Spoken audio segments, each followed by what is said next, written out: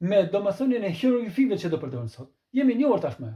Shohim se si ndërtohet një fjalë me më shumë se 2 prej tyre, bazuar gjithnjë në rregullin gjysor hieroglifik. Kemi hieroglifiku D, da, në lidhje me hieroglifikët A, R, drita dhe K, ka,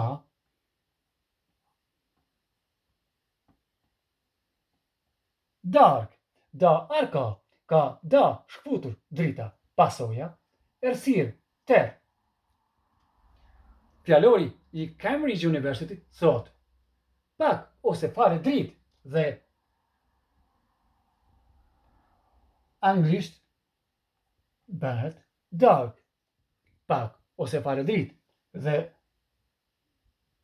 shqip bëhet dark. Sa po dëshmua se rregulli hieroglifik i gjuhës shqipe vlen mes thjesht edhe për gjuhën angleze. Shembull konkret i nuancave që marrin hieroglifikët është pikërisht kjo fjalë, duke qenë se vaktin e mbrëmjes e quajnë dark. Për më shumë hollësi, libri Gjuha hieroglifike dhe ndiq profilin. Kujto, faktet nuk janë opinion.